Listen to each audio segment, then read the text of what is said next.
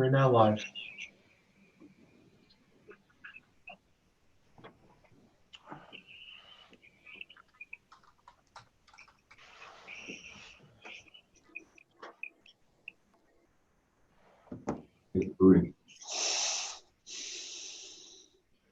I'll just need to mute the YouTube page that's over here so we don't get like an echo.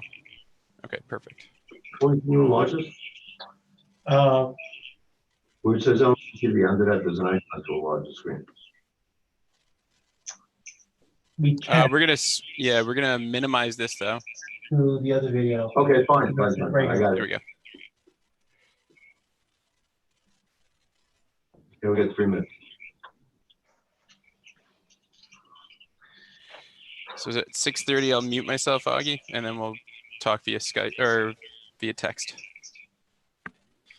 You're not going anywhere, right? No, I'll be here the whole time.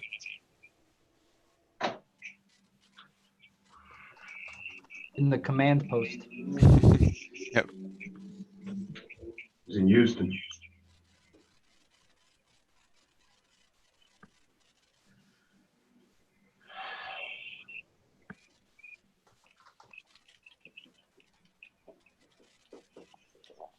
We have 0 attendees right now.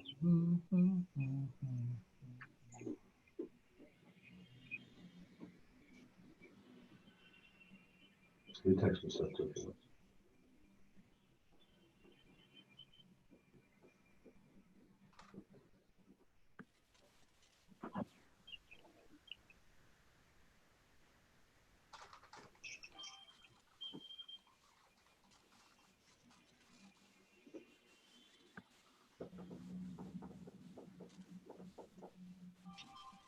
Esposito, Yes, I'm here.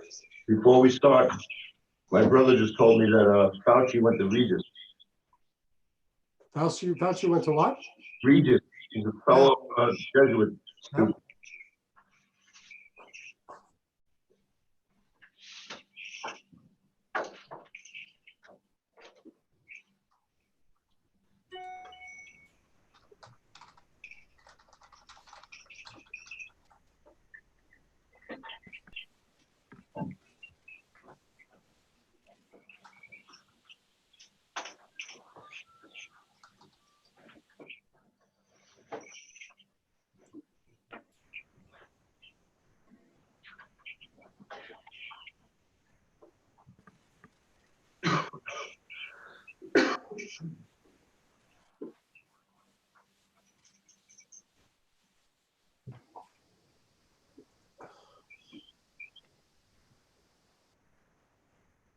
Okay, 6:30. Good evening, and welcome to the 6:30, March 23rd, 2020 Board of Trustees meeting. As you can tell, we have a different format tonight. We are all socially distancing because of the coronavirus. Might not go off without glitches. We apologize for that. This is our first time with this experiment. I'm sure we will get better at it as time goes on.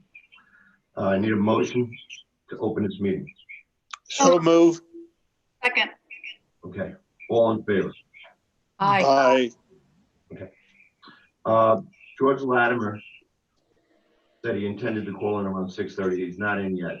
I suggest that we go to new business B, because that's on for the regular meeting if we get that out of the way. It's a budget amendment for reimbursable police overtime. What I believe this is, and if I'm wrong, please correct me, is taking the money that we get from whoever's doing a street opening that needs police traffic help, and taking that from the revenue side and put it in the expense side. Am I right? That is correct, Mayor. Does anybody have any questions or concerns about this item? No. I know the budget committee is working on a new formula for this, but does anybody know? And if you don't, it's okay, but I'm just wondering, I mean, are we losing money doing this? Yes. We're taking a bit of a haircut? Okay. That's something we'll be working on in the future, is changing that rate. So this is on for board meeting. I don't hear any objection to putting it on. and handle it. One question on the police transfer. Yeah, Yes. please transfer, Victor. This overtime is for reimbursed fees or for any overtime? No, what this is for money that when the money comes in from a contractor who is paid for police overtime, it goes into the revenue side. This is taking that money from the revenue side and put it into the expense police overtime line. Okay. You know, it's really just bookkeeping. Okay, and that's on for the regular meeting. Thank you. Mr. Latimer's not on yet? No. Okay, Jerry, Augie, fiscal year 2021 fees and charges get up. I just want to tell people, I sound like this because I have hay fever. This is my time of the year to get hay fever. I'm not in any way a danger here. Jerry? Mayor, during the budget process, what we did was we went through all of the fees and we looked at everything, and one by one, we tried to consider and we looked at the staff time in those fees, and we're recommending adjustments as needed. There's a couple of adjustments in a lot of the permitting fees, just because there seems to be a lot of staff time involved in that. And so we wanted to make sure that we were capturing as much of the cost that we could for our staff in those fee increases. So there's a whole range. It would take a while for us to go through each one of them. A lot of them stay the same, but you'll see that there's a few in that chart that Mr. Sarnoff provided. It's very clear which ones are proposed to go up. There's one I had a question on chapter 278. That's work without a permit, failure to obtain a permit or to pay the fee noted above prior to taking action associated with the permit, or the fee shall double. It says no fee and then double the fee. So it's going to be, if you don't do that, there'll then be an extra $170. Is that right? Yeah, basically, right now, if we catch someone doing work without a permit for plumbing and also electrical, they just pay the regular base permit fee. This is a penalty for doing work without a permit. We already have a precedent in our code for building permits, and that's double the fee. So we felt that it was appropriate to match that sort of penalty provision for the plumbing and the electrical work as well. Okay, so the basic fee, the basic fee for plumbing is going up by $10. And if we catch you doing it without, it's now 107. Right. Okay. Yeah. All right. Does somebody else have any questions? Yeah, I do. We call them like third-party appeals. If a resident wants to challenge a building permit, I just don't think we should be charging these.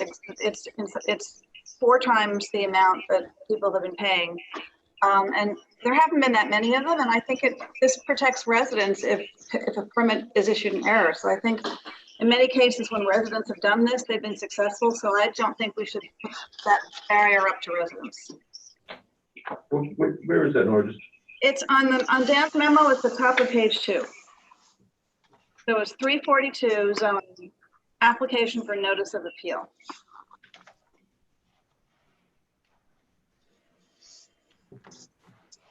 Yeah, I had noticed that huge jump too. I think it's because our costs are really are huge on these ZBA hearings. They're huge. That was one of them that we looked at staff time in consideration. But when those appeals are taken, who typically wins?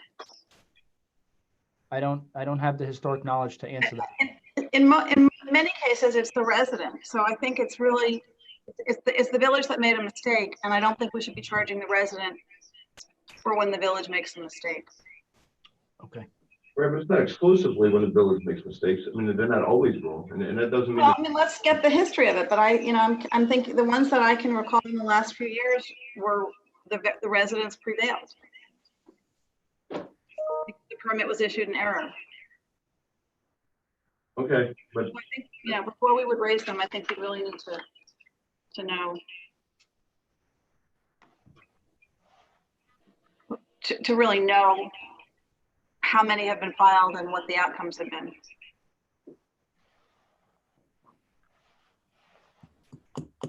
what does the rest of the board think about that? I think that's a very good point that's been raised. George Latimer's on. I just have to enable him. All right, let's go back to this. Mhm. Give the county executive off a couple minutes. You enable him? George, is that you? George? Maybe Mark. George, is that you? Yeah, that's me. Can you hear me? Can you hear me? Yes, yes, we can. Can you hear me now? Yeah.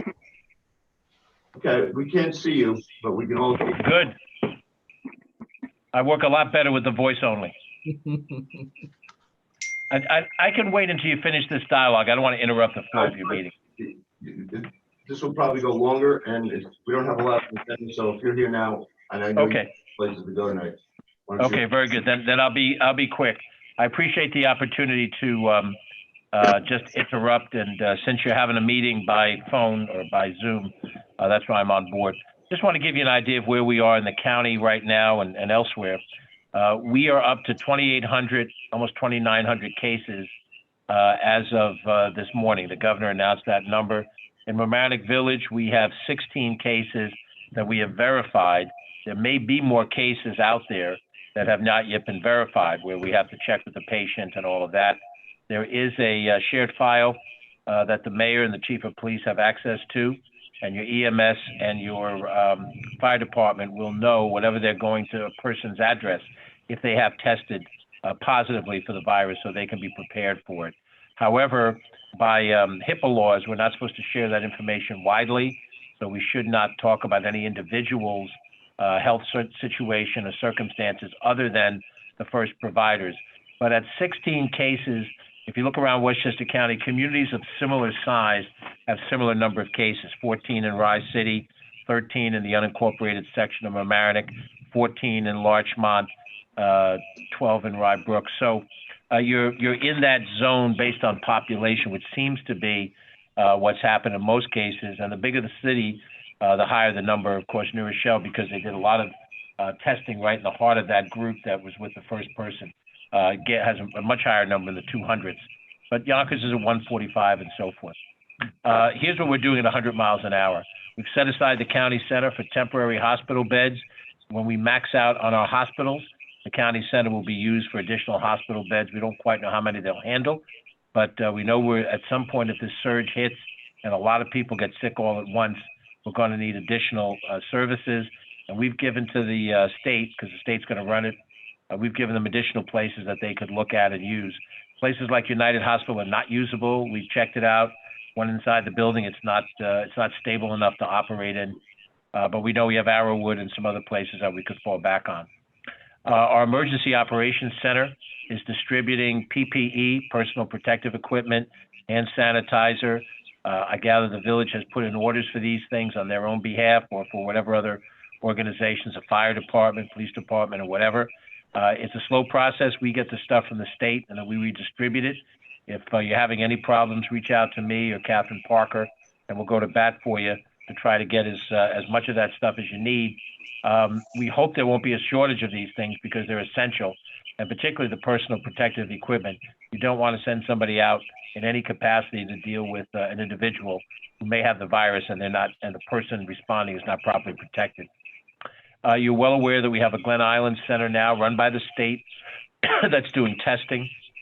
We have a second center that the Westchester Medical Center is doing. I just heard today St. Joe's in Yonkers is also setting up a testing center. We got a lot of people that need to be tested just, to fill up a backlog. People who had contact with folks who were positive, people in the same household. But Westchester County has tested more people per capita than any other county in New York State, more than percentage-wise than New York City. That in part explains for the high number of positives, but it also means we have more negatives as a percentage, far more negatives as a percentage. We're calling all nurses as much as possible.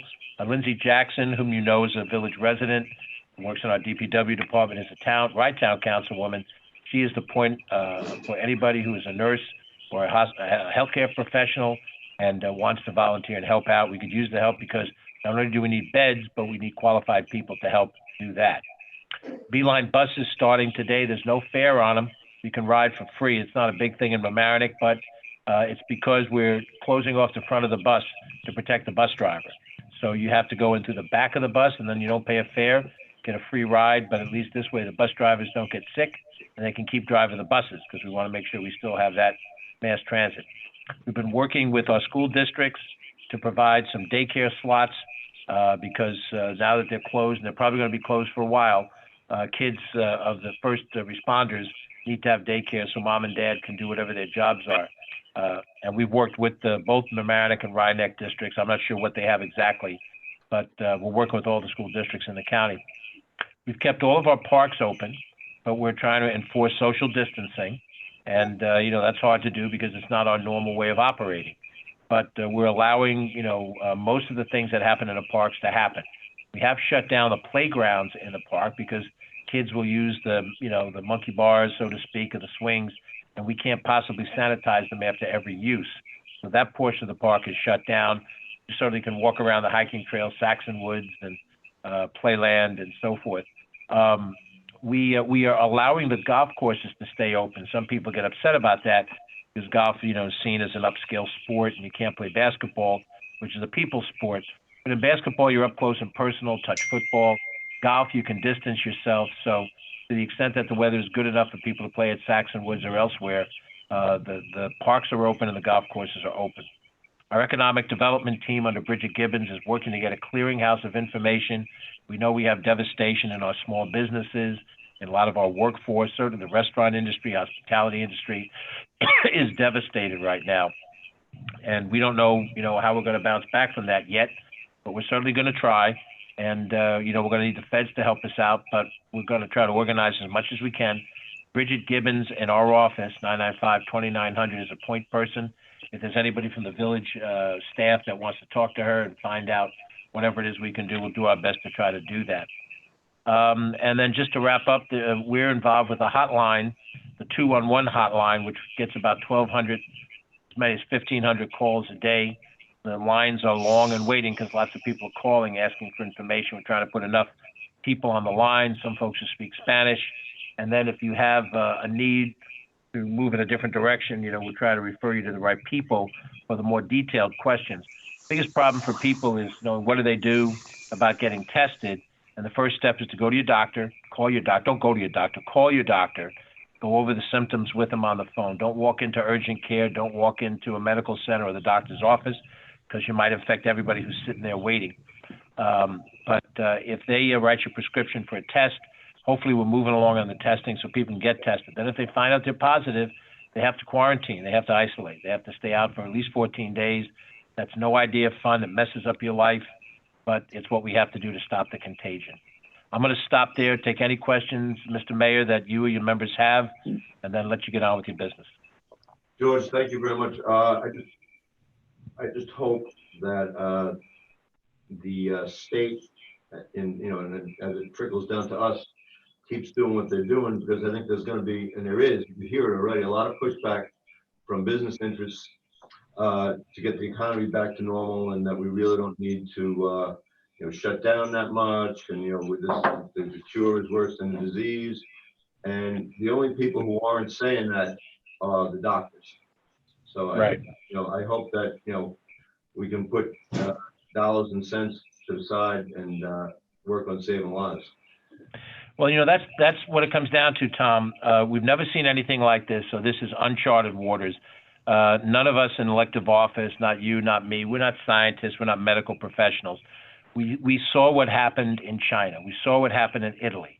If we took the attitude, well, the business of America is business, let's keep going, we know that we'd have more people infected. And then if all those people get sick in a tight time frame, we don't have enough health care to save enough of them.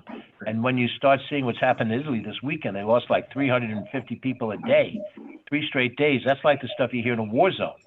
And, so yes, businesses are suffering, but families are suffering when you lose 1,000 people over a weekend. Yep. And that's really what our top priority has been. But, the decision to shut down these businesses did come from the governor. He made the tough decision. And, we're going to do our best to administer it. And if there's anything that the county can do for the village, pick up the phone and call us. We're your partners. I know sometimes we're a little slow off the block, but we're sincere about wanting to be with you. Thank you. Does anybody on the board have any questions for George? I just want to say you're doing a great job and thank you for all the efforts that you're undertaking. Thank you. Thank you, Dan. And, if there's anything we can do to help the situation along, I know I was on the call today and I asked about the day camps because that's going to be an important issue in the village of America in the next coming weeks. And I know you'll get back to an answer. Yeah, Tom, do you have a drop dead date by which you have to decide yay or nay in order to do the program? No, I will find out that out for you, George. But I don't know off the top of my head. I can tell you from our standpoint, if we want to open Playland on time in mid-May, which is probably a little earlier than you would do your thing, we have a drop dead date of next week. So more likely than not, we're going to open Playland later, but there's a chance we don't open it at all. Yeah. Our beaches are May 31st or a Memorial Day weekend opening, and the drop dead date for that is probably about a month out. By the 1st of May, we have to know if we're going to open the beaches and the pools, of which we have a number around the county.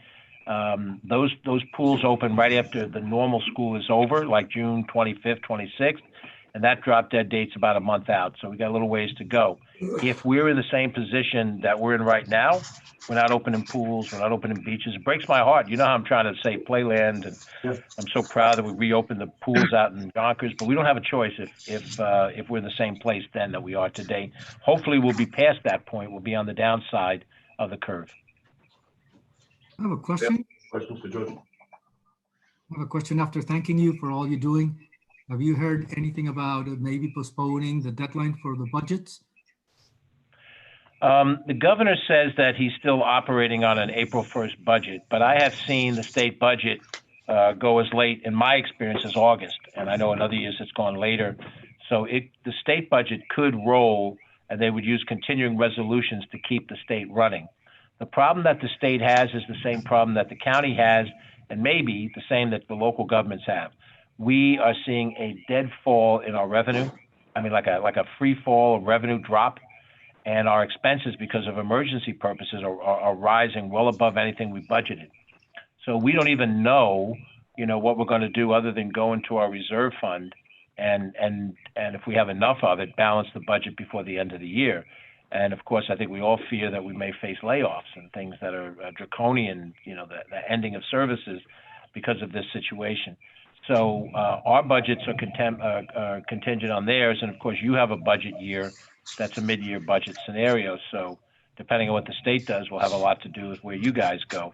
I had hoped that we'd have robust sales tax revenue for you. That additional money was going to be helpful to everybody. But now there's not only not the additional money, there's not the original amount of money. And, to that extent, we're having a budget session on Thursday to try to get some clarity of our circumstances, which we're going to share with the mayors and the supervisors when we talk to them on Friday afternoon. George, I think that what Trustee DeFore might have been getting at was, is there any hope of the deadline for village budgets being pushed back by Albany? I haven't heard it. I haven't heard it at this stage of the game.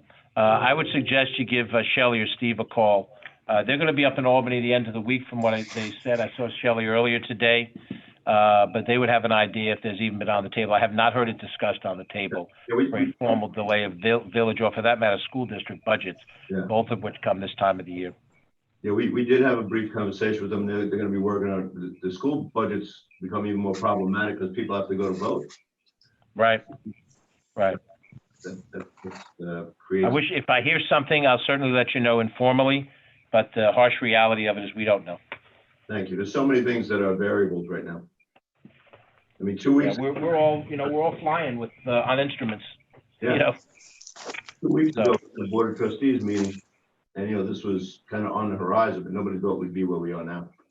No. Well, we certainly didn't. I mean, we were tracking coronavirus from the end of January, and we had some public statements in late January and mid-February, and we were trying to make preparations. But once we saw what happened in the full force of China and the full force of Italy, but look, there's only so much a village government can do, and there's only so much a county government can do. We're a bigger, wealthier government than you are, but we can't make businesses build ventilators. We don't have that kind of authority. And then you go to the state government. The state government could shut down certain things, but the state government can't, rearrange, doctors' to be available. There's certain things that the federal government has to do, and that's for another debate, another day. Okay. If there's no other questions, I'm going to thank you for your interruption. It's always good to talk to you, and I hope to see all of you. I'm sure I will informally, from a safe, proper social distance. Thank you. George. Thank you, George. Stay safe. Okay, thank you all. You too. Bye-bye now. Bye-bye. Okay. Why don't we do this? I mean, we're getting back to what we were doing. The zoning Board of Appeal notices, right? Why don't we take that out for right now? And put it on the side and have staff come up with more reason. If they have to increase it at all, come up with, more reasonable numbers or justify why. So Yeah. this doesn't hold up the whole shooting match here. Yeah. I also would like to suggest, this is Dan, that all of them have to do with residential, and there may be appeals that do not deal with residential, and that doesn't seem to be there. Okay. I know what I need to look at. Okay. I also have one other question, if I may. Back to the alarm fees. It's not much, you're going up $10, but I don't quite understand. The rationale is for time spent. If somebody has a problem with the alarm, they get fined. So I'm not quite sure why we're raising them. I'm just They only curious. get fined after for the first 3 are free. So after the 4th alarm, they start getting charged for false alarm penalties. So if the issue of the false alarms, Yeah. then why don't we just lower it to 2 false alarms are free, and then after that you pay? But again, I was on the board when we originally did this years ago, and the idea was to not discourage people from having alarms. Because what we were trying to do is encourage as many people as possible to have an alarm. And a lot of times, especially when alarms are initially put in, there'll be glitches. So in the first couple of months, you might get a few alarms, and then usually that gets worked out, and you might not ever get a false alarm again. So the idea behind it was this is usually something that happens, in the initial installation, and we wanted to not discourage people from putting in alarms, so that we made it, if it had chronic problems.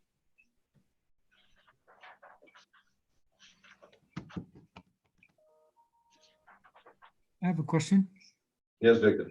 on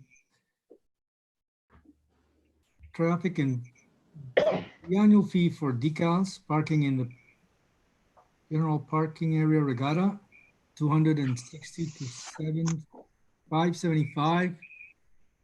And how much would that give us, and the rationale? Isn't this something that we talked about months ago? Yeah, I think so, yeah. Yeah, originally the fee Thank you. for the RP permit was tied to the fact that there were a number of units that didn't have additional parking spaces. There were a number of units that were to remain affordable for 20 years. Since the regatta has now been in existence for 22, 23 years, we recommended an increase in the fee because there's nothing to tie it to affordable units anymore.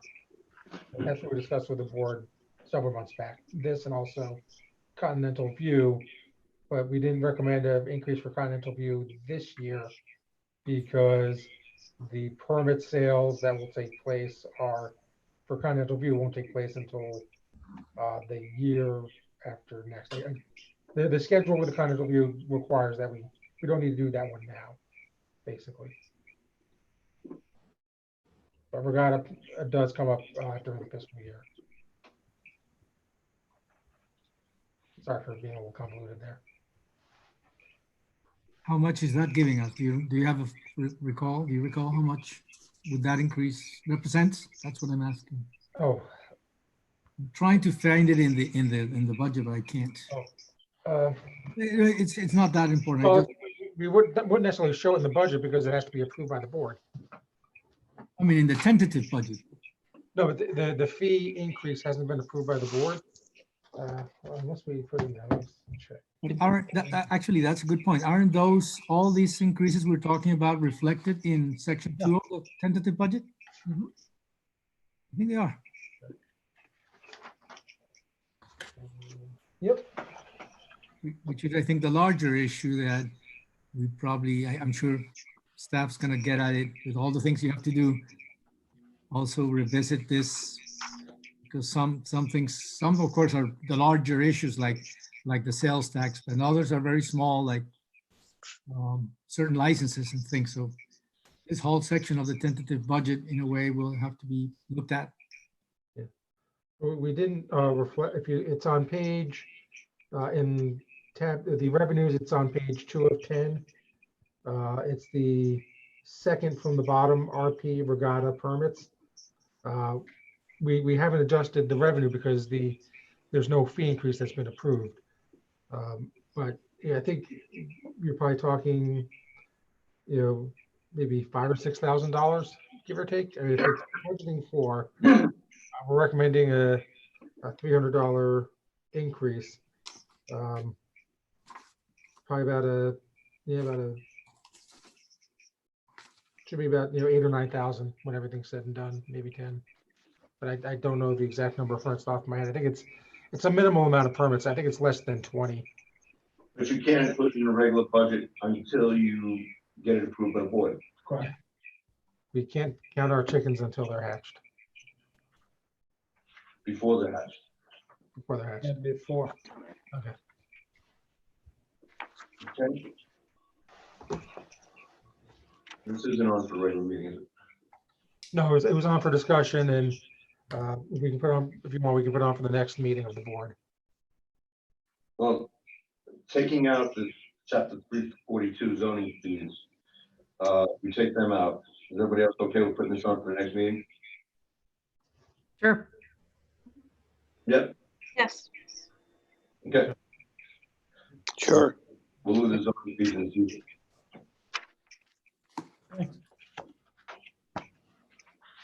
All right.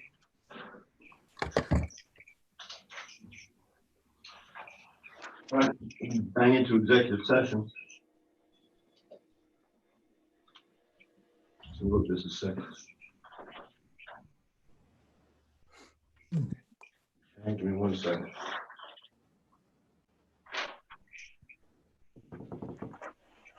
Okay. I need a motion to go into executive session for the Hampshire LLC, the Village of Mamaroneck, the Village of Mamaroneck Planning Board. It is anticipated that a motion will be offered to enter into executive session pursuant to 105(1)(d) of the New York State Public Officers Law to discuss current litigation. So moved. Second. Call roll. Trustees Winstrup, Yes. Natchez, Yes. Nora, Yes. Lepore, Yes. Mayor Murphy. Yep. Okay, now how are we going to executive session? Okay, I'm going to mute our microphone and we're gonna call in. Everybody needs to call in to executive session. And Jerry emailed everybody the call-in number. Should they mute their own microphones? Please mute your own microphones. Mute the microphone on your computer.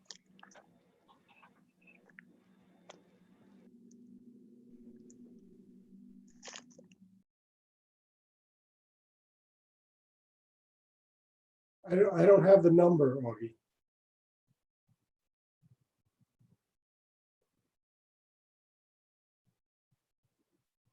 We can email it to you, Bob. Okay, and yeah, please do. Oh, I got it. I found it.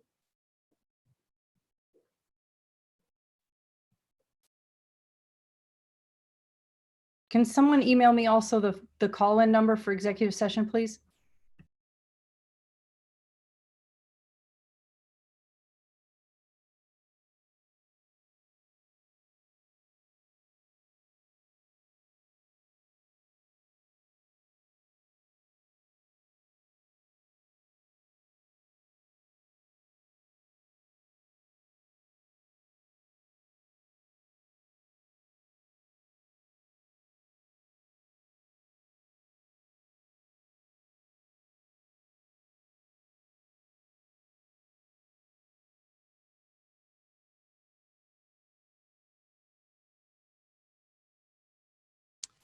You shouldn't hold up the phone number to the camera.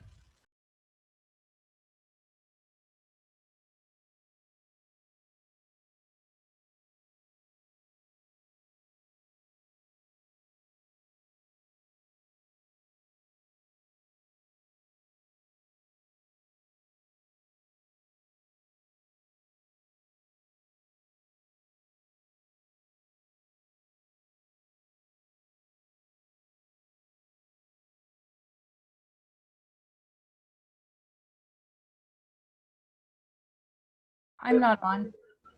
Can someone text it or email me, please? I did. I just emailed you.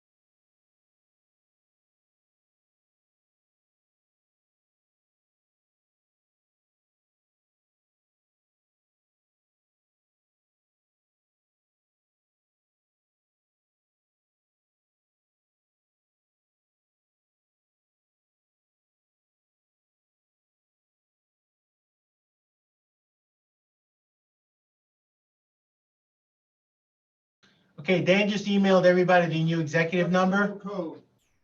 Please do not hold it up to the screen. What?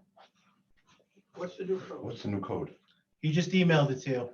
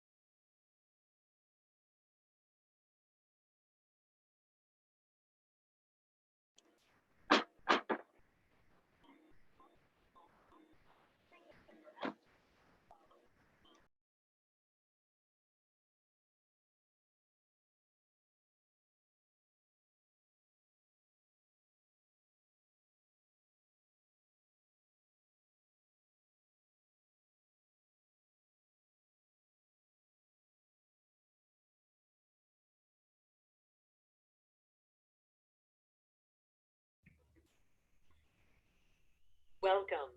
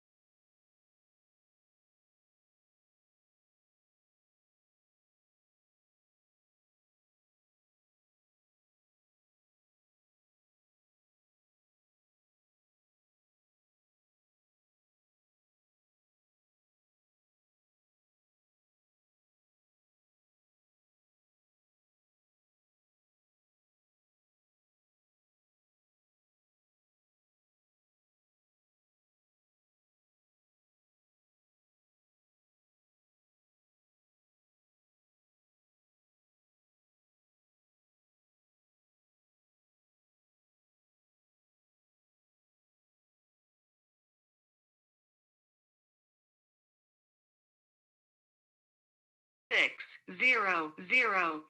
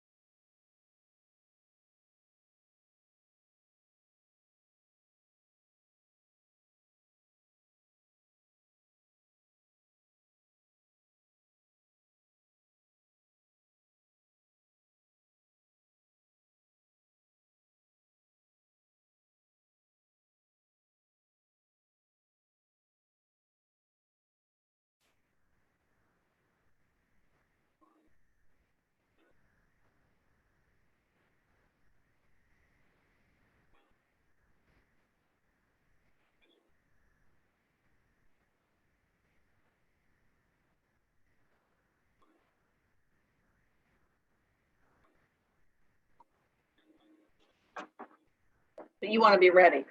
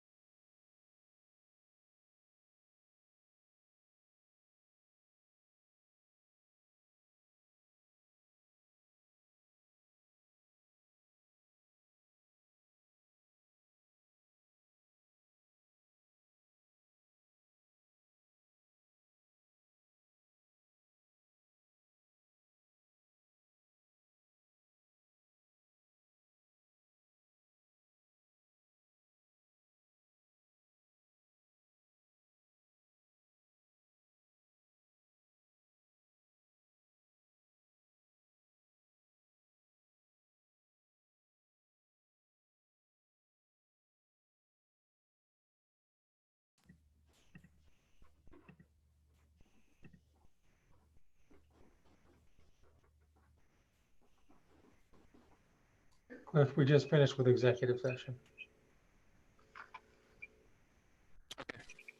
I'm going to start getting everyone connected. Cliff, can you hear me? I can hear you, Dan. Thank you.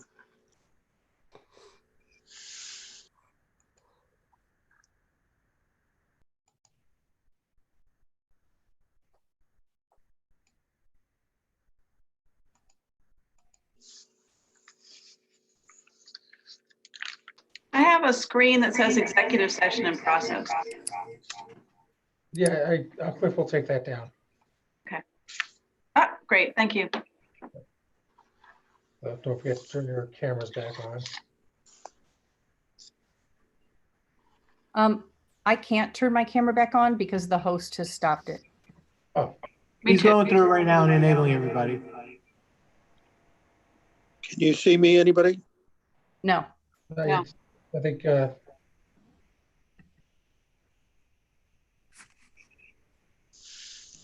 Greg is raising his hand, by the way. I don't know if that matters to anyone. What's happening? Greg Cutler's raised his hand. He's in attendance and he's raising his hand. Oh, I see that. he's not on mine yet. He won't pop up on your main screen. He's under participants on the sidebar and it says attendees. Oh, I see. I see.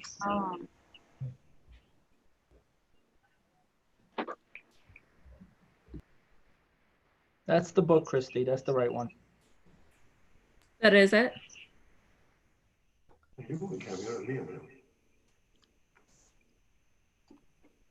Okay. Cliff, the main computer is not on. That is the main.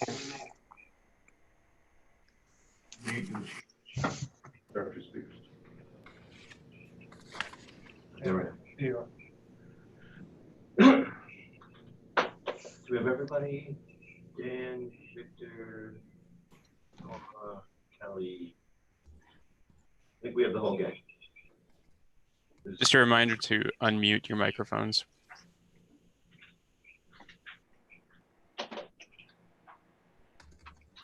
I need a motion to end the work session. So moved. Second. All in favor of ending the work session? Aye. Thank Actually, you need to, no, forget it. you. What?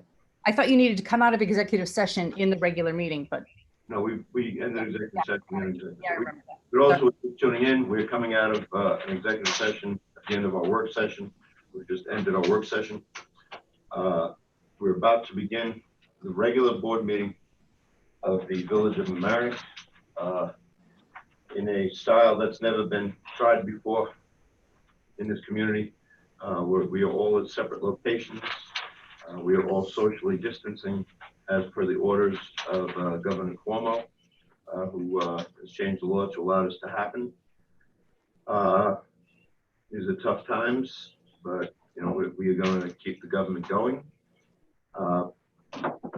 Please join me in standing for the Pledge of Allegiance. You might as well keep up.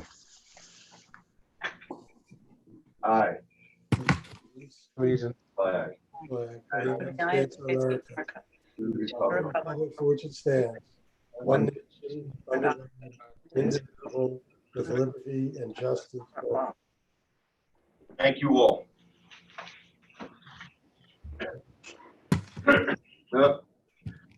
You have, you must in your own homes know where the exits are. Prepare yourself if you have to use an emergency exit. Okay. First item is communication to the board. I need a motion to open this meeting. So moved. Second. All in favor? Aye. Aye. First item is communication to the board. Don't see anybody in the docket. So, second.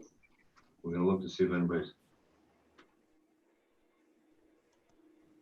Okay. Nobody there.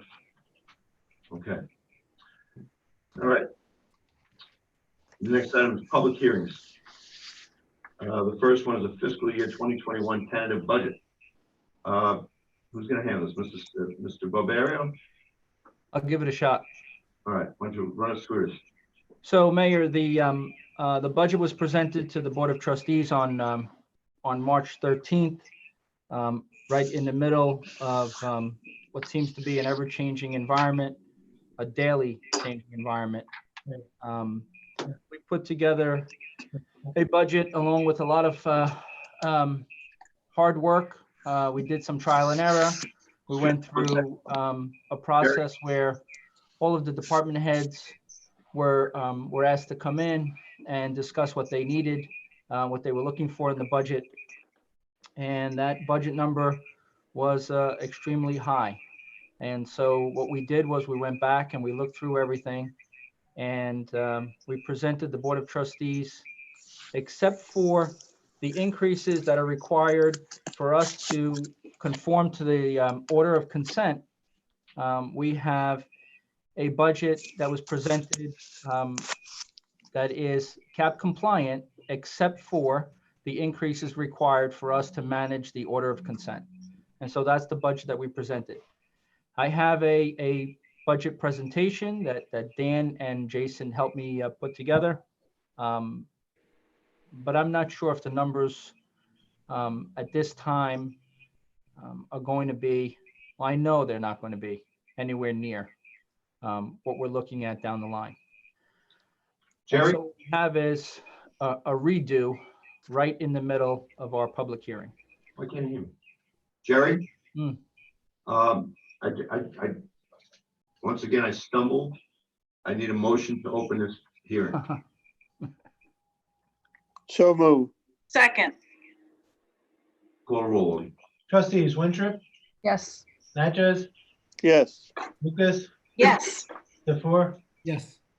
Mayor Murphy. Aye.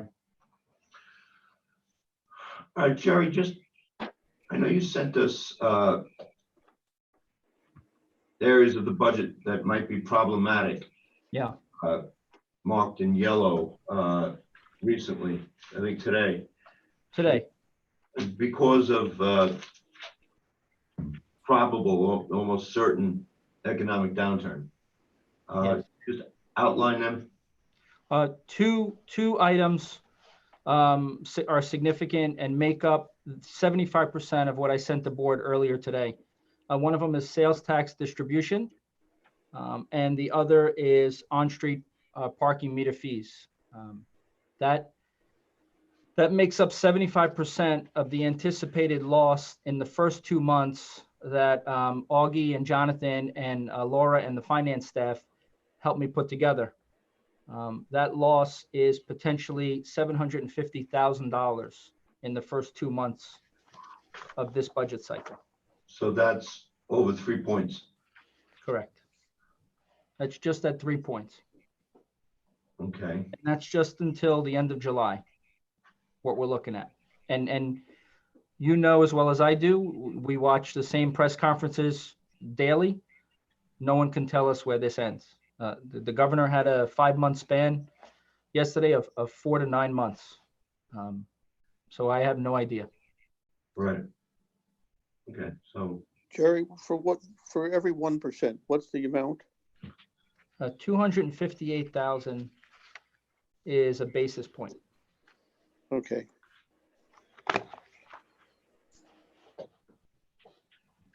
So what we're faced with, obviously, is to look at this budget almost on a daily and weekly basis as we learn information.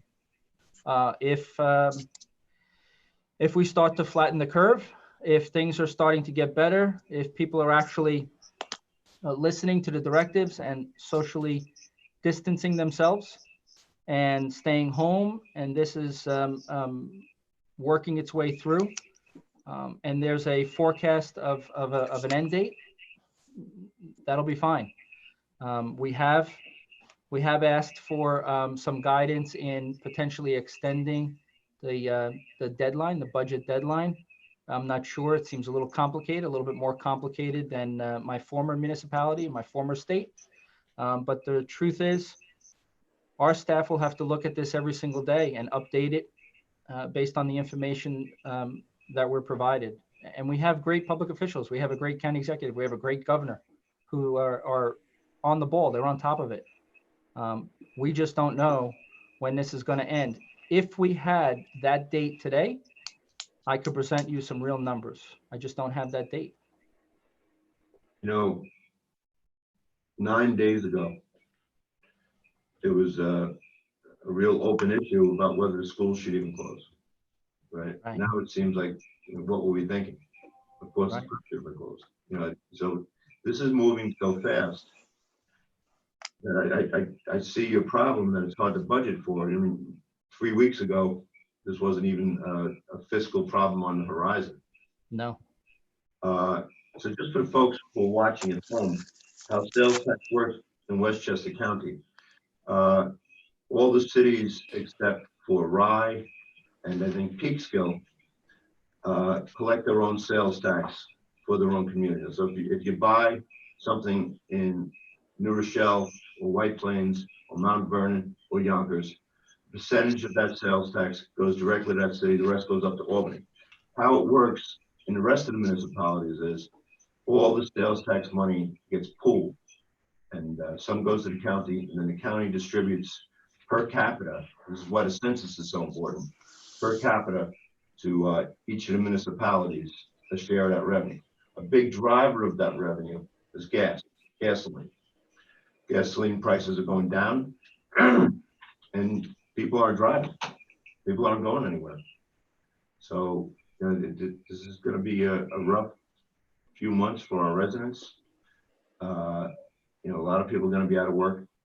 A lot of people are going to be hungry. You know, this is, but hopefully, the help of God, this is a momentary valley, and the underlying economy before this happened was strong, and hopefully we'll bounce back. But we don't even know that. You know, I'm just whistling past the graveyard. Even the comptroller's attempt at this, as late as last Tuesday, I believe, and one of the smartest individuals I've ever met. I worked with him over 25 years ago. His guidance or his letter to the governor had it just, he's throwing up his arms. He has no idea. He did have a recommendation for the governor to and the legislature to consider using some kind of a rainy day fund and using rainy day resources. It's basically savings, but I don't know. I don't know how bad it's going to be. I don't know how the response is going to continue. I know the response is costing millions of dollars a day, and so that depletes a rainy day fund extremely quickly. We are in the same situation. We're not collecting revenue off of our parking meters, sales tax. Well, you know, nobody's buying anything except food, thankfully. So we have no idea this year as far as the impact. We still have, 10 more weeks left this year of a budget that we won't even come close to what we projected. Jerry, how have the last couple weeks and the COVID village response efforts impacted overtime? Are we incurring a lot of overtime expenses under this emergency? Not on my side. Not on my side, Kelly, but the police department has a significant impact in overtime. And that may increase if we do have individuals that are out. There will start to be an impact in overtime in the police department. We've done well. It was one of those banner years. We were doing really well with snow overtime.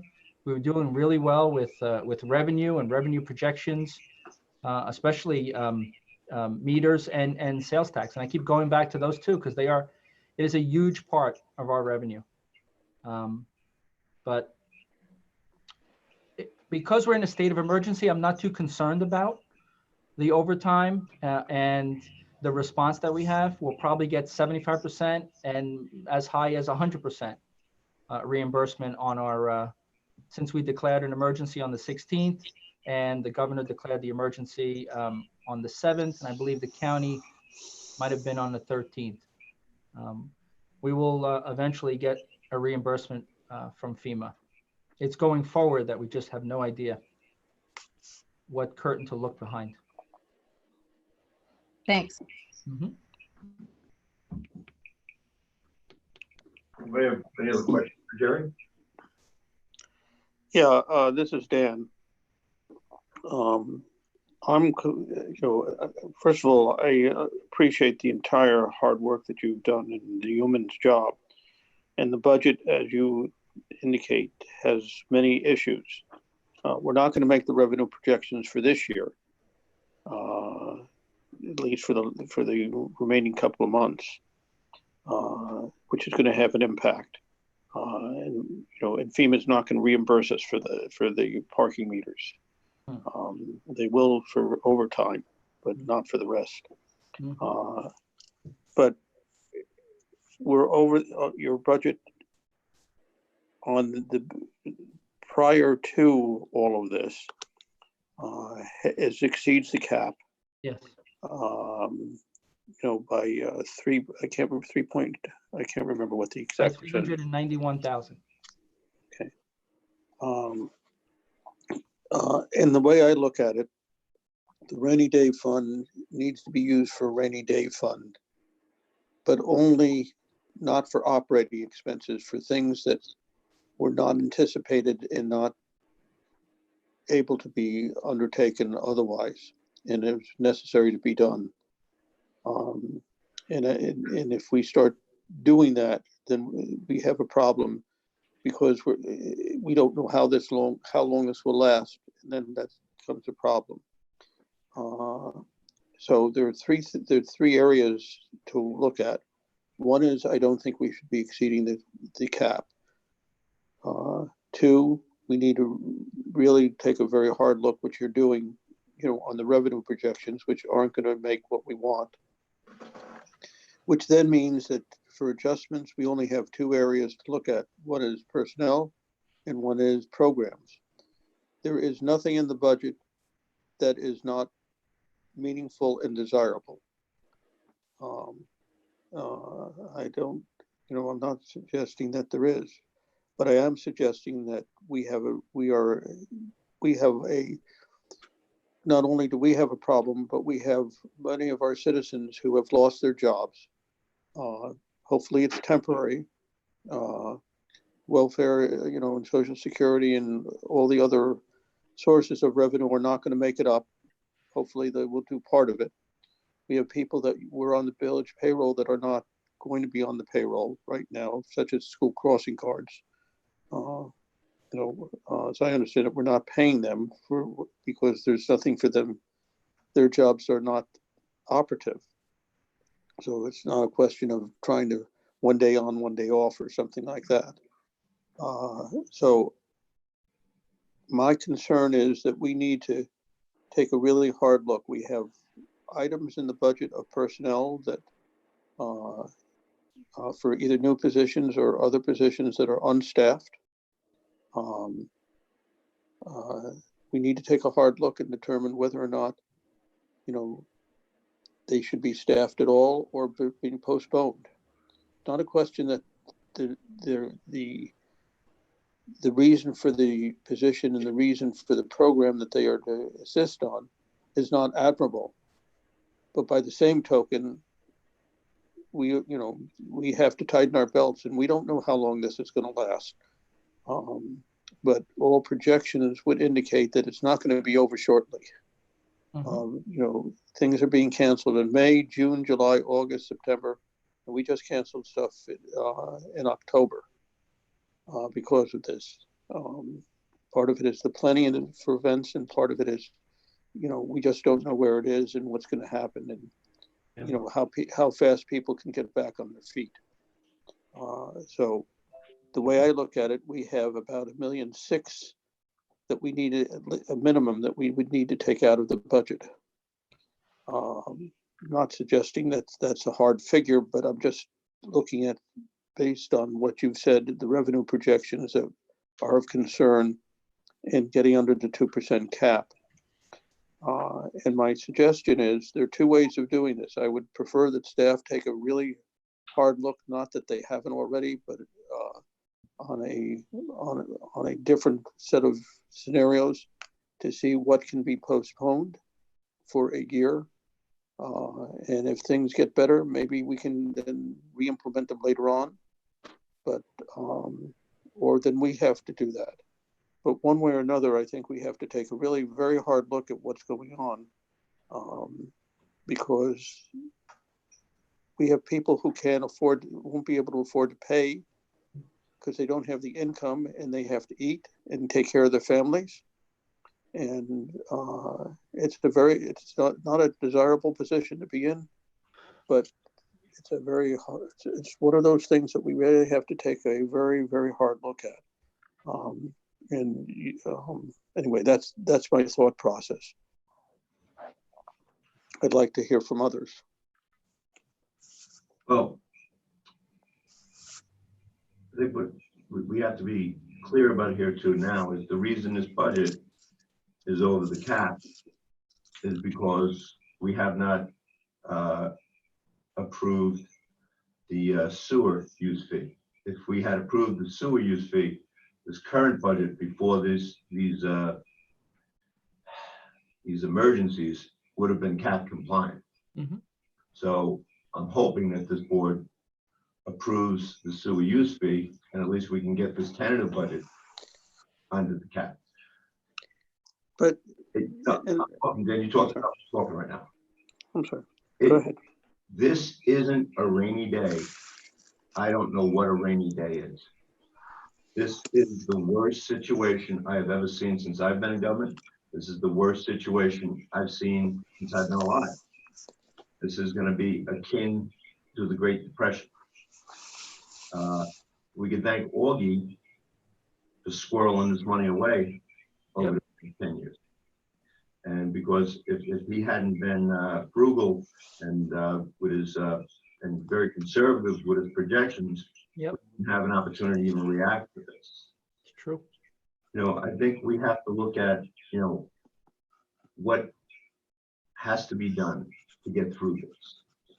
And, I'm in favor of, not just jettisoning people. I'm in favor of, keeping the people that have been doing a good job here forever.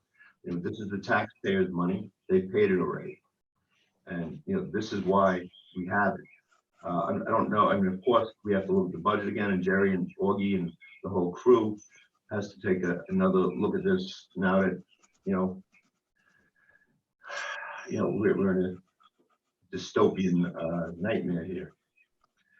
But if it's not raining now, it's never going to be raining. Anybody else?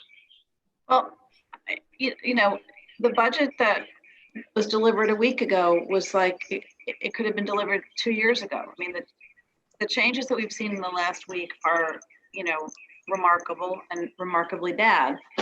I think we have to think about whether we're going to hire a bunch of new people. I mean, that may not be something we can take on now. And those are the kinds of things that are in the budget. So I think we have to give the staff a chance to look at all the numbers again, because the budget projections, the income projections are going to be down. We're going to be in a deficit at the end of this fiscal year. Like everybody else, people aren't working. And, people at Village Hall are still working, which is great, but lots of other people who are consultants or who have jobs that aren't paying them beyond 2 weeks and that's it's going to be a big portion of our population. So I think we need to really think about, how much we can actually spend. We're going to be spending some of our reserve. It's just how much of it we spend. That's exactly right. I agree with that, Laura. It's scary. It's really scary. It's awful. And the sad thing is, in my opinion, it was always going to be bad, but it could have been mitigated if action had been taken earlier. But it's water under the bridge, and we got to deal with like this now. But as a person with children and grandchildren, I really resent that. We all do. Well, hopefully, after we hear from the waterworks, their presentation in April, we can take the water fees out of the budget and deal with those separately, because I just think we're going to have enough of a nightmare dealing with the changes to this budget without having the water fees in there unnecessarily.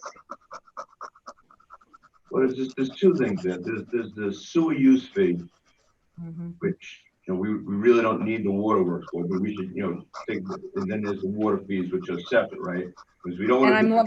And I'm lumping them together, but yeah. Right. We don't want to be in a position where if we don't raise our water rates, then we have to, use our, because you have to pay for the water and the expenses one way or another. So if you don't raise it enough, then you got to take it out of the general fund. We don't want to be in that position. No. Victor?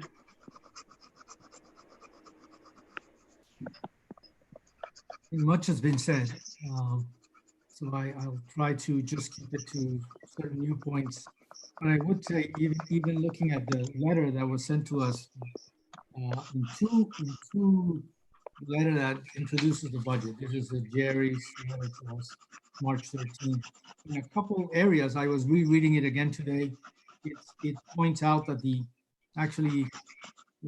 contrary probably to some headlines on the news or some funds or the stock exchange, whatever, the budget actually mentioned tight fiscal limitations. I'm reading from the budget, and continue to face overall shallow increases in revenue. So we were essentially maintaining a good path, and that's why our fund balance is unassigned balance is 11 million, 30%. Yep.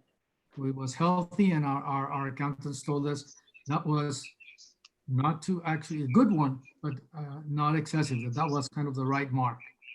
So there we have it, and we have to be mindful then, or be glad that we have it, glad that we maintain this, and be very careful how we use it. Because in addition to what's happening, actually another very good thing on the budget is we have capital work, a capital long-term capital, 5-year capital plan review that was pretty amazing, done by staff, the budget committee.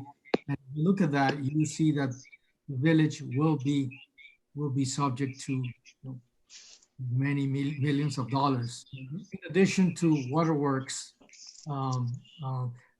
infrastructure, the justified treatment plant being our share of that being 30 million, which increases. And if we can only pay certain percentage of our budget in debt service, we're paying currently 7%. That's going to increase, and that's something we can't control. There are many things here we can't control. Revenue from sales tax is going to come down. Local revenue is going to come down. Debt service is probably going to increase. We know our pensions is increasing, healthcare is increasing. So I guess two things. Looking at, of course, the section 1, which is our operating budget, and see what can be done there.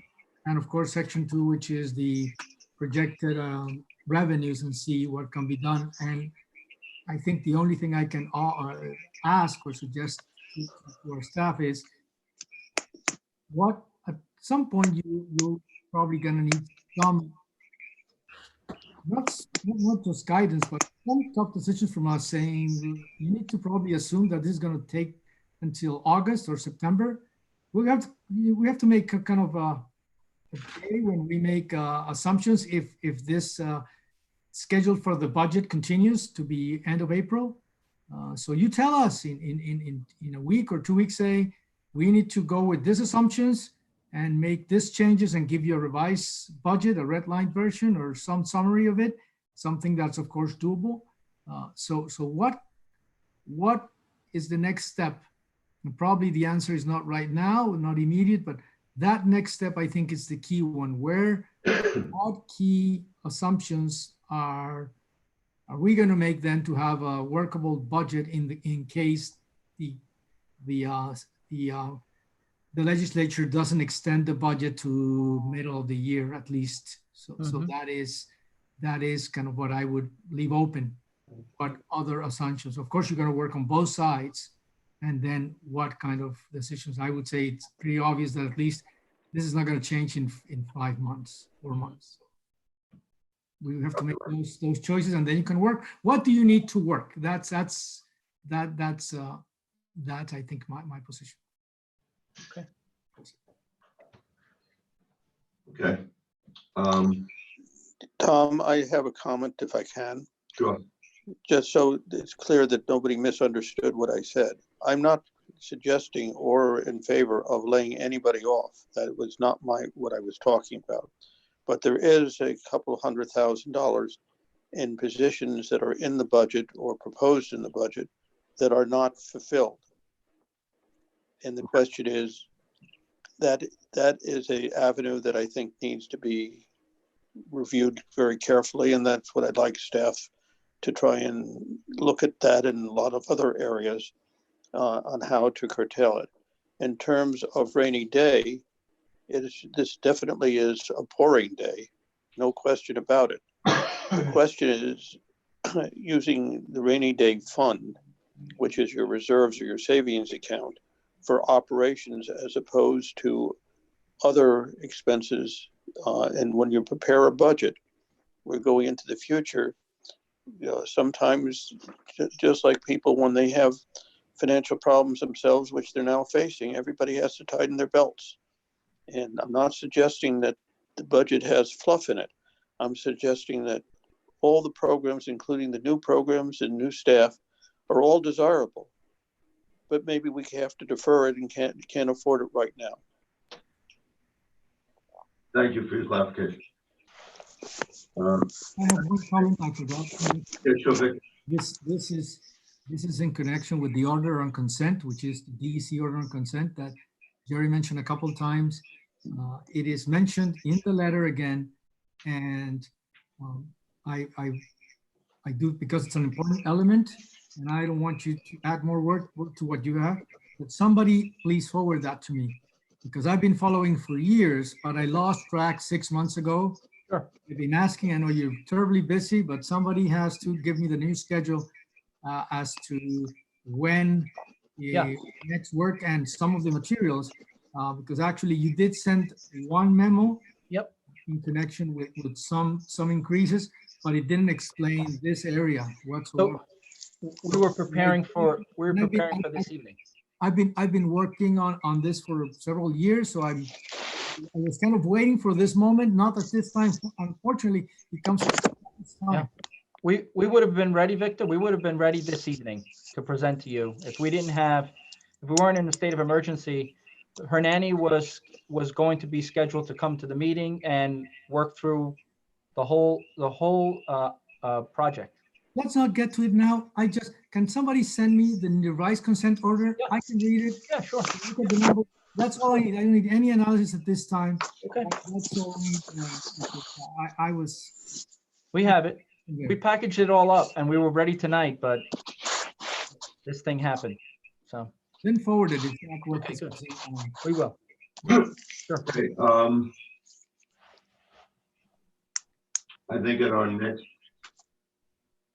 Board of Trustees meeting, we have to work on the sewer rent fee. Because I think that's the first key to unlocking and helping staff to get some breathing room in his budget, improving the sewer rent fee to take it out of the tax cap. So hopefully we can get that at the next week. Gives all the backing and background for that. Does anybody else have any comments? A question on that point. Then if we move forward with the sewer rent fee, the numbers will not change. Our budget is not changed. That section of the budget is not changing, correct? No, the sewer rent fee directly impacts the tax rate. Yep. If we take right now, they included that money in the budget. The transfers, right? To become on the tax cap. If we put it on the sewer rent fee, it puts us under the tax cap. Correct. That's what the discussion was the last one. Except that I think we all need to bear in mind that it's the same, it's basically our taxpayers. And It, in the financial circles, it's called like off-balance sheet financing. You still have to consider it as the total package in terms of what the impact is to people who have to pay it.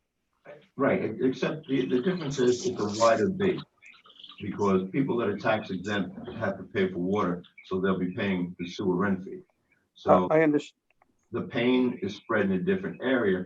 And also, if you're worried about your water bill, you could always use less water. Your property taxes are static.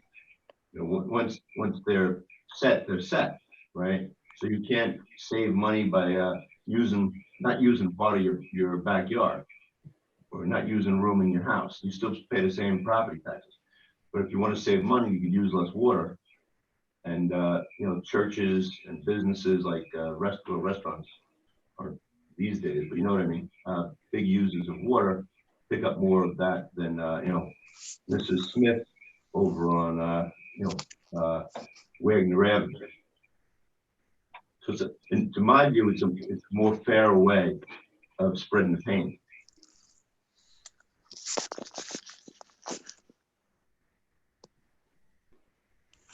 But it's got to happen. It's either if we don't take it out of here, then we're busting the cap. Then you got to pass this law to bust the cap. So, or we have to find ways to cut the expenses. The money, there's a reason there's a sewer rent fee, and there's a reason it was enacted. To just ignore it and to not use it is not good government, especially when it evens out the payment. If this is money that we need to do the consent order, it has to be spent. It's not discretionary money. So I hope the board really considers doing that at the next meeting, or get ready to break the cap, which I don't think anybody wants to do.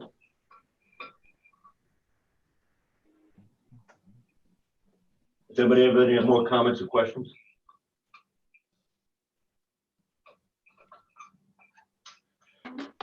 Okay, need a motion to close this hearing. What? This has to stay open. It has to stay open. Stays open, right? Adjourn Stays open. till April 6th. The next regular meeting, April 2nd. April 6th. I don't need a motion, I don't. No. No, it's adjourned April Leave it 6th. open. Wait a minute. The date, I don't think April 6th. no, not April 15th, April. Okay. I believe it's April 13th. Yeah. That's the second. Oh, the second, you're right. 3 weeks. Oh, that's right. Making that mistake. I think it's the 13th and the 27th. I keep making the same mistake. Yeah, because there's 5 Wednesdays, there's 5 Mondays in this month. Yep. All right. Adjourn to April 13th. So move. Second. You don't have to vote, Oh, but thanks. you're welcome. Proposed local law to exceed tax cap. I recommend we adjourn that to April 13th too. Yes. Okay. Okay. Proposed, I'm sorry, public hearing PLLC 2020, voting authority for ex officio members of the Board of Traffic Commissioners. I need a motion to open this hearing. So moved. Second. Call roll. Trustees Winstrup, Yes. Natchez, Yes. Lucas. Trustee Lucas, Yes, yes. trustee Tofor, Yes. Mayor Murphy. Aye. Okay, this is basically taking the police department representative and the fire department representative and making them non-voting members of the traffic commission. We've gone over this a few times. The police department, and I think the fire department has no problem with it, as long as they still have a vote. Does anybody have any questions or concerns? In fact, it's the police department and the fire department that have asked that this be clarified. So noted. And Kelly, you sit on that as the liaison. Yep. And I can just provide some background that, for example, with the police department, they often rotate in a different officer every meeting. And so and when we vote on things at the traffic commission, often it's a discussion from the prior meeting and we vote. So to have the police officer try to weigh in doesn't make a lot of sense. So it's just best that we have the members of the Board of Traffic Commissioners voting members. Okay, I agree. agree. Good. Anybody have any comments or concerns? Okay, hearing none. I need a motion to close the meeting. So moved. Second, Please call the roll. Trustees Winstrup, Yes. Natchez, yes. Lucas, Yes. the four, Yes. Mayor Murphy. Aye. Okay. Just want to say something. On this law, and I'm willing to close it and vote on it tonight because it's just so ministerial. But I think if we have to pass any laws in the future, we should close the public hearing and give the public 2 weeks to send in written notice before we vote on something. Just to, I mean, while we're doing these electronic meetings. yeah, well, exactly. No, Yeah, well, that's fine. just because I don't want to hit anybody with a curveball and they didn't have a chance to, because this is many people are going to find this cumbersome. Yep. I agree. I noticed the county is doing that, but allowing 10 days, and we have 2 weeks between meeting. I would suggest that we just say 13 days. Fine. Or just until the next meeting. Yeah. Yeah. Okay, is there a motion to enact this law? So moved. Second. Augie? Trustees Winstrup, Yes. Natchez, Yes. Lucas, Yes. the four, Yes. Mayor Murphy. Aye, Thank you. This is going to make the traffic commission meetings a little easier. good. When you get back to meeting. First in the age of Corona. Okay, next is order the bills. Well, first we're gonna do budget transfers. Okay, the first budget transfer is for recreation, part-time. They're transferring from the uninsured legal expense in the manager's office to recreation part-time. Jerry, could you just go through what this part-time salary is for? Mayor, we have someone from a part-time recreation assistant who has been helping us in the legal office since we moved Lisa to Public Works full-time. She doesn't split her time now. And so we just need to finish out the rest of the year with this slight budget amendment. Okay, anybody have any questions or concerns? No. Okay, I need a motion. So moved. Second. Augustino? Trustees Winstrup, Yes. Natchez, Yes. Lucas, Yes. the four. Trustee the four, Yes. Mayor Murphy. Aye. Okay, the next resolution is budget amendment for police department reimbursable overtime is what we talked about at the work session. This is taking monies that are paid by contractors to have police protection on street openings and such, directing traffic, and to take that money that is paid and to take it out of the revenue side and put it into the police department overtime line. Somebody have any questions or concerns? Okay. No, except that I know the budget committee has made a recommendation that we adjust the formula for this, and maybe that's something we should consider doing. Yep. Sooner than later, like maybe put that on the next work session. Or you want to call, I need a motion, please. So moved. Second. Augustino? Trustees Winstrup, Yes. Natchez, Yes, Lucas, Yes. Tefor, Yes. Mayor Murphy. Aye. Pardon me. Resolution authorizing budget transfers for village justice contract service. Office equipment line and contract service line of $423.65. Minor adjustment. Yeah. Does somebody have any questions or concerns? No. Okay. The motion? So moved. Second. Augie?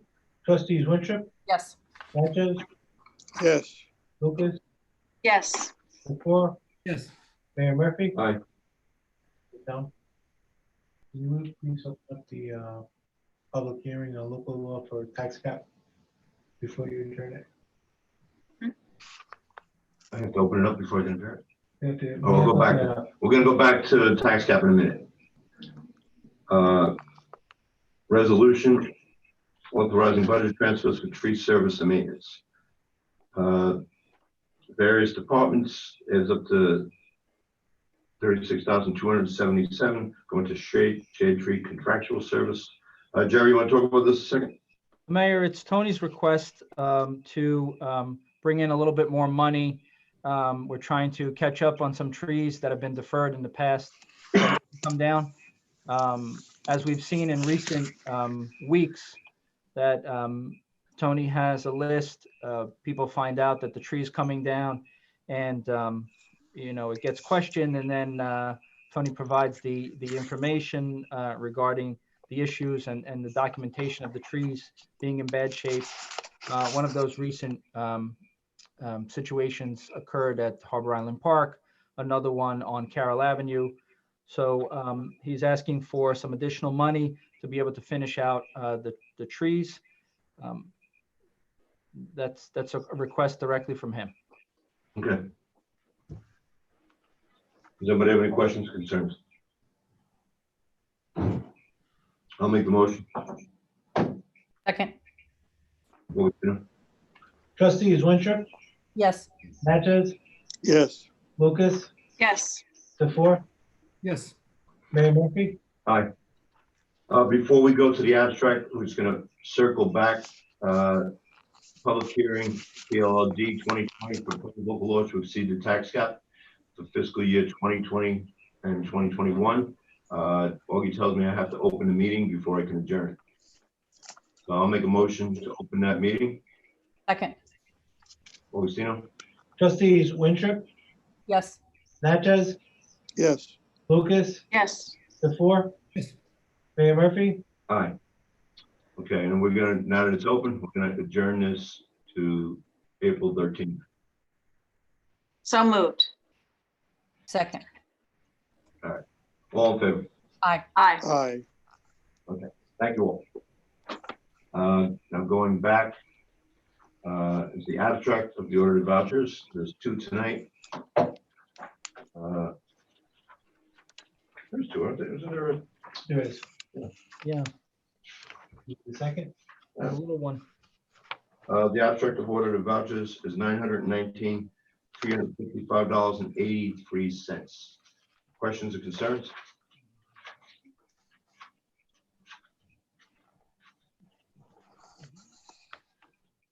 Okay, hearing none. The motion- I'm sorry, what was the total on this one that we're looking at? $919,355.83. Okay, I have a couple of questions. One is on page 1.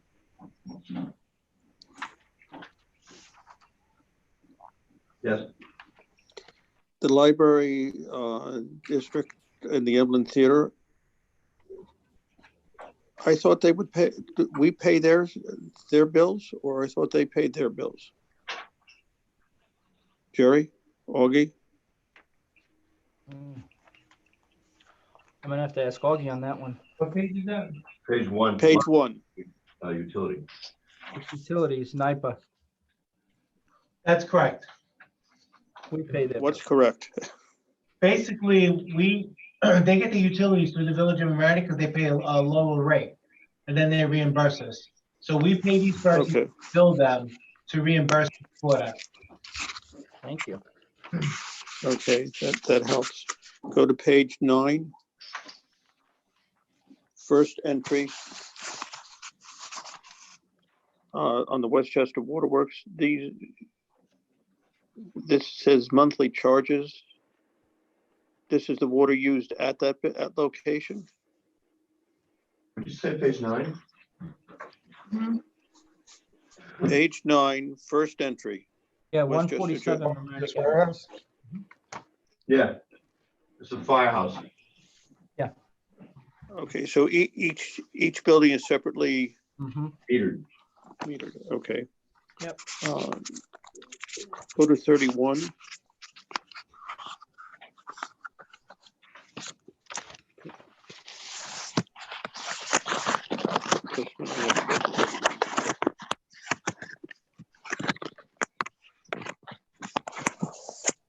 There's an entry for Flagler Drive for 92,000 plus. Can anybody tell me what that actually is for? Yeah, I think we pulled the bills today.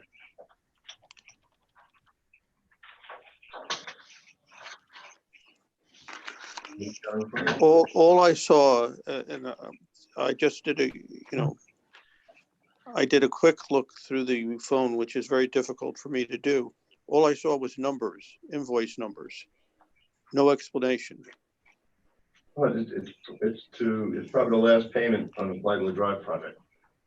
I understand, but that doesn't really tell me anything. I'd like to know what the specifics were for.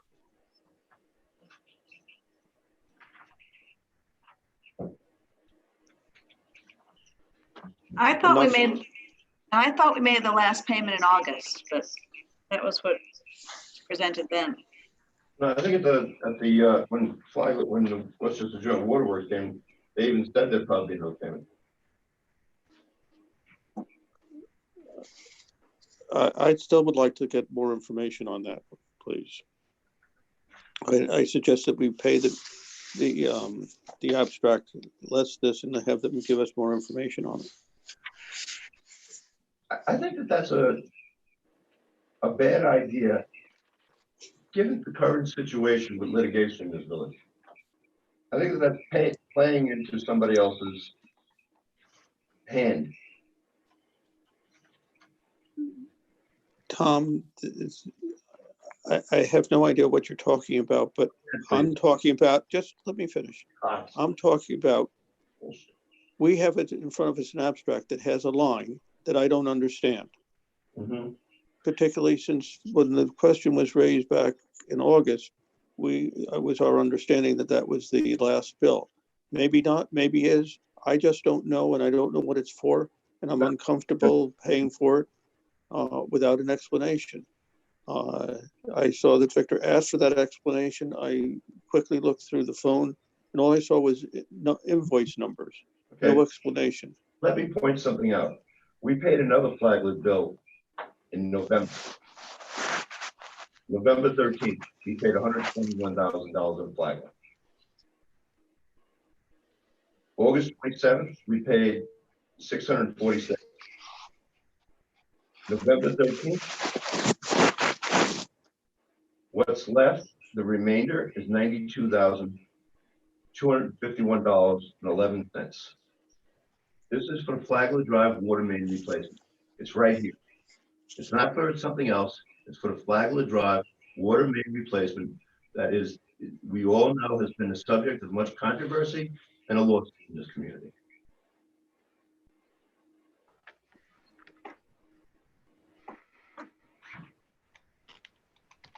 And the number corresponds directly to what is on here, Flagler Drive water main replacement.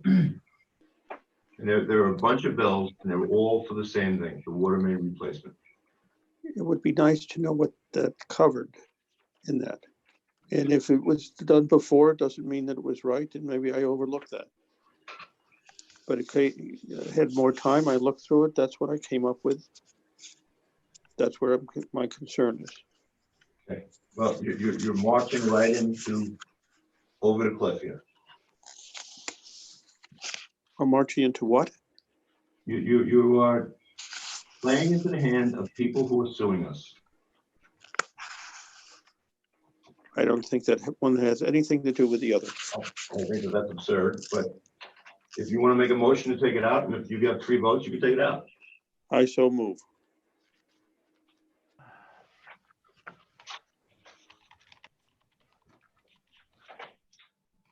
Okay, I don't hear a second. So nobody else have any questions or concerns?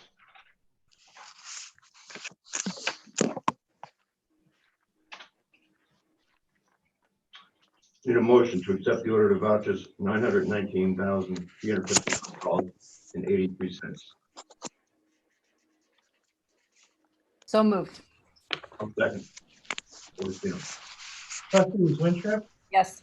Natchez, No. Lucas, Yes. the 4, Yes. to 4, Yes. Mayor Murphy. Aye. Thank you. Good job. Sure. The next order of vouchers is really all phone project, right, Ogie? Yes. Could you explain what BCM1 is? BCM1 currently now provides our telephone services and data services. We should have this company on board for another month and a half, and then we'll convert it over to the new phone system. Thank you. Does anybody have any questions or concerns? Need a motion? Second. All in favor? No, call roll, I'm sorry. Trustees Winstrup, Yes. Natchez, Yes. Lucas, Yes. the 4, Yes. Mayor Murphy. Aye. Thank you. My agenda. Let's see here. Found it. These are yours. Ogie. Thank you. New business, a resolution scheduling public hearing on 50-foot setback requirement. Wait, we skipped old business. Oh, geez, I'm sorry. Okay. Resolution scheduling public hearing PLLA on dogs in the park. Dogs and this isn't ready, right? Well, but it's not ready, but I think that we got a recommendation from the Recreation Committee. And so to try and do some sort of a trial, and we haven't even discussed that. So I think this is very confusing because there's all sorts of backup. I think this one says we're scheduling a public hearing for tonight. So I think we should simply put it back on the work session to discuss it in 3 weeks and get all this backup off the regular agenda. Okay. That's fine. So let's just not make a motion or anything on this, and we'll just take it off. Well, do we have to make a motion to take it off? I mean, we're not gonna adopt the law probably as it's recommended. Okay, let's put it back on work session. Okay. Okay. The tree law, that's still in the making, right? Well, I think that's the same kind of. I think the tree committee and Jerry and Bob and Christy have all worked on a revised draft. I'm sure they didn't have in the last 2 weeks to think about it. But I think again, if that draft could be ready in 3 weeks, we can have that discussion at the work session too. Okay, your audio is kind of going in and out, a little choppy, but I heard you. You want to put it on a work session. So I think it should be on the work session because I think that the revised draft based on public comments is close to being ready. That's a question for Bob and Christy. Okay, so let's put these back on the work session. Yes, please. Is everybody fine with that? Yes. Yes. Thanks, Nora. You're welcome. Thank you all. Okay, thank you. New business. Resolution scheduling public hearing 50-foot setback requirement. Now, I noticed that this is scheduled for May 26, 2020. The only caveat I would have Is that, and we could schedule it for that? But if we're still doing this, we should just hold it over. And hopefully, I mean, maybe we'll be back to regular meetings on May 26th. So, Mayor, did everyone get the revised version that was circulated this morning based on Trustee Natcez's suggestions? I got it, but I haven't had time to study it. Okay. Then maybe you want to hold off, because that's the version I think Trustee Natchez thinks the board should be holding a public hearing on. So we hold off for 3 weeks and then circulate it in 3 weeks? You're right. Or do it tonight and you use the revised version tonight. The changes are minor. I think they're enough that they'd be a problem if you voted to hold the public hearing on this, but they're really not something that requires going back to a work session over. Well, why don't we do this? During the next meeting, and instead of making it for the 26th of May, let's make it for the first meeting in June. That gives us a better chance of having some degree of normalcy.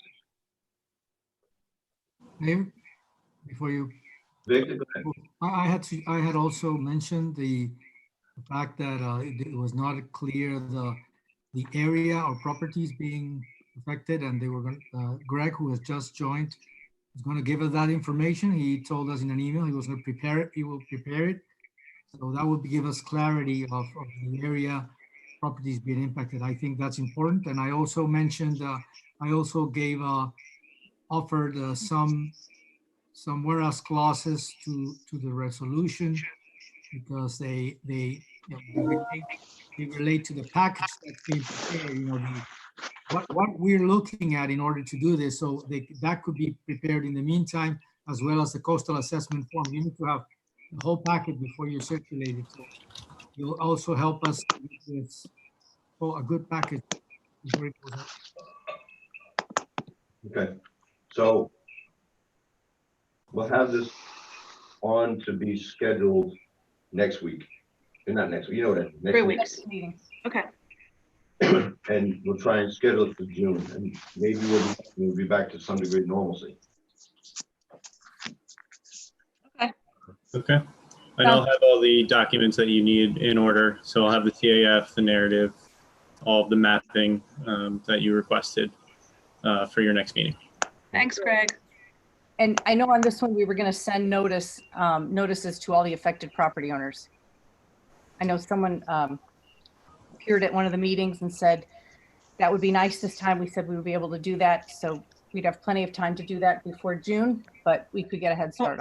We can't send them a notice until we actually have a draft that we're going to recommend.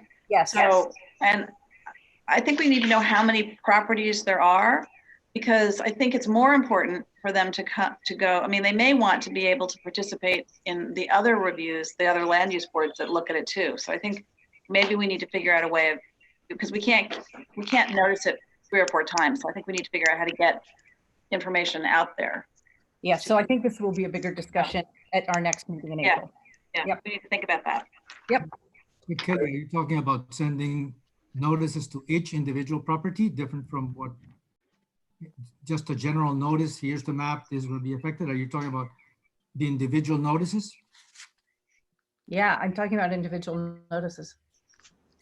Okay, well, let's figure out first the area, how many are impacted, and then distinguish from other processes we've made.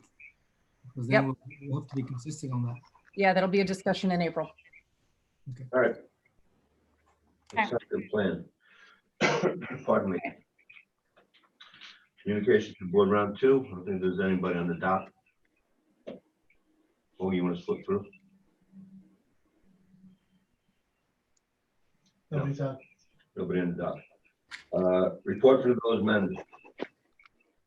Mayor, I have an emergency declaration to file for the record, but I can also provide the board and the public some information regarding the local orders. We are on round 2 as of Friday for the local orders, if that's permissible. Please do. So the local state of emergency was enacted on March 16th. There are many, many provisions. It's online. Anyone can read it. But to go through very quickly, a few things. These board meetings, as well as the Planning Board, the Zoning Board of Appeals, Harbor Coastal Zone Management Commission, and the Board of Architectural Review will be conducted by electronic means. Village Hall this week, Monday, Tuesday, Thursday, and Friday, we will be closed. Village Hall will be open only on Wednesday, March 25th from 9 a.m. to 6 p.m. Many of our employees are working from home, and they're doing a great job. I have a tendency to throw things at our employees and expect them to respond very quickly, and all of them have. So I'm very proud of them that they're able to adjust so effectively. As far as the playgrounds are closed. At the parks, we expect people, because we want to keep them open, we expect people to maintain the social distancing practices. We have suspended parking meters. We have also suspended 326.99 and 326.102 of the residential parking permits. And that's about it for the state of emergency orders. And I do need to file this for the record, Mayor. Thank you. Thank Jerry, you. thank you for the hard work that you and the staff have put in. Yep. Report from clerk treasurer. Nothing at this time, Mayor. Report from the village attorney. Nothing from me, Mayor. Okay, we have minutes from boards and committees. Minutes from board trustee work session and regular session from March 20th. No, I'm sorry, March 9th, 2020. Minutes from Board of Architecture review meeting for February 4th, 2020. And minutes of the flood mitigation advisory committee for January 9th, 2020. If there is anybody watching out there or watchers in the future, please, a lot of our restaurants in the community are doing takeout and delivery. And so, if you can still eat at your favorite place, if they're doing that, these businesses are hanging on by a thread. There's a lot of waitresses and bartenders that lost their jobs a couple weeks ago, and they're going to be out of work for a while. And, I know a lot of waitresses and bartenders, and they aren't known for their saving habits. So there's going to be a lot of people in dire straits soon.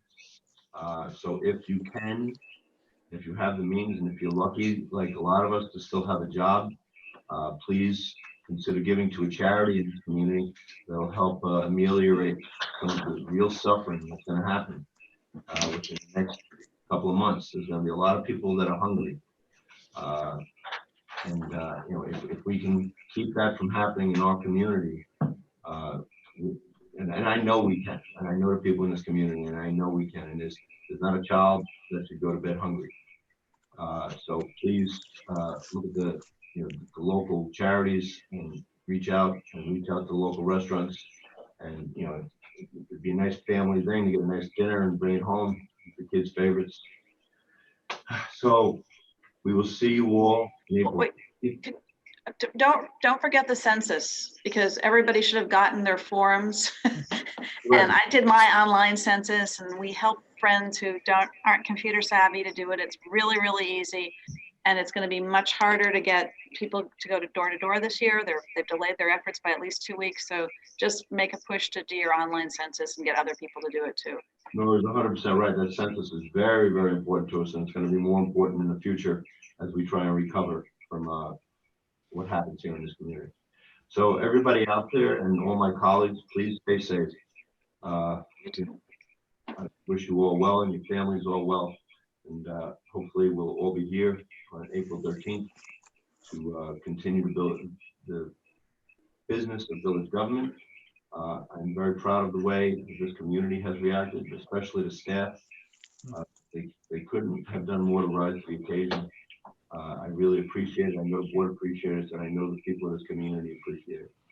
So we'll keep doing what we're doing and keeping the lights on, and we'll get through this together. I need a motion to adjourn. So move. Second. All in favor? Aye. Aye. Aye. Thank you all. Have a good evening. Good night. Thank you. You. Thanks, Jerry. Thank you. And thanks, Cliff. Yeah, thanks, Cliff. It worked. Good job. That went well. Okay. Everybody. Good night, Bye. everyone.